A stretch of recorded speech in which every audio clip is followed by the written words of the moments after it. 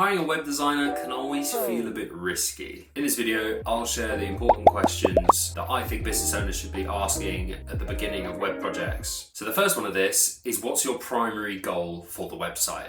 I'm so surprised at the number of business owners that actually can't answer this question. It's really weird. Even now, you've still got customers and clients and businesses that just go, I need a website. It's very, very rare that a client actually comes on and goes, we need it to do this, we need it to do that. So having that in mind, before you as a business owner hire a web designer, or as you as a designer looking to help onboard a client, getting that sorted as early as possible really helps you set up for success going forward. The next question is, do I already have branding in place? Now this one just baffles me, the number of clients that just don't have this or don't necessarily understand how important that is to a website project. A website is kind of an extension of your brand. So if you've got a logo that you're kind of happy with and you're okay to stick with it, that's okay. What I struggle with is when you started a web project and then about a month in they go, maybe we should change the logo. Bit late for that, I think. I'm 100% team, if you're going to redo the logo, redo it when you do the website. The website is a great platform to be able to showcase your new brand, and there are so many elements of web design, such as the colours and typography, which are crucial for logo design, that carry a website. So the next question is, do I need help writing or gathering the content?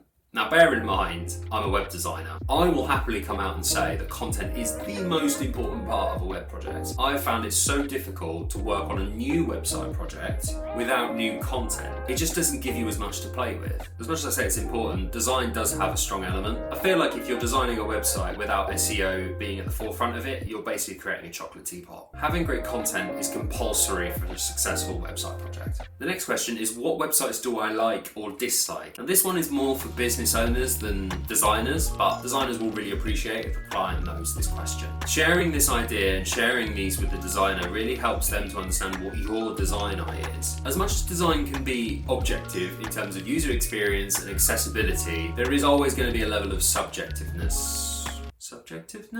Let's go with that. Us as designers spend decades trying to figure out what our design eye is and refining that design eye. So understanding what websites you like as a business owner is so helpful for that. Now the next one is one that's really surprising as a question. Do I own the website once the project is finished? I can't believe that in 2025 I've come across clients where they don't own their website. So what that has meant, that if they want to move away from their current provider, they can't take the website with them. I think that's mental. So having that clarification really early on really sets up that transparency between yourself and the designer, and likewise another designer to the business owner. Now the last question that I would ask is probably something you would actually ask first, and that's, what does success look like for this project? Now sometimes it can just be brand new website that looks really good, or it could be something where it's like you're getting 4 leads a day, that we are getting recognized by our peers, we are winning projects from our competitors. Success means so many different things. The best projects that I've been able to work on are the ones where we've known this from the start. Sometimes it is just simple as the website doesn't get any leads. If we could get leads through it, that would be great. The higher up and the more complicated the website project gets, it becomes more of an ROI question of being like, if we pay X amount, are we going to get Y back? And that's obviously important questions to know from the off, so that we can temper our expectations as designers to know exactly what we're working towards, and you as a business owner can help us understand exactly what you're looking to achieve out of it. So those are just some of the questions that I like to ask in the beginning of projects, and they are questions that I would highly recommend that business owners start asking their web designers before beginning projects. Any one of these questions can definitely save time, money and effort up front in terms of a website project.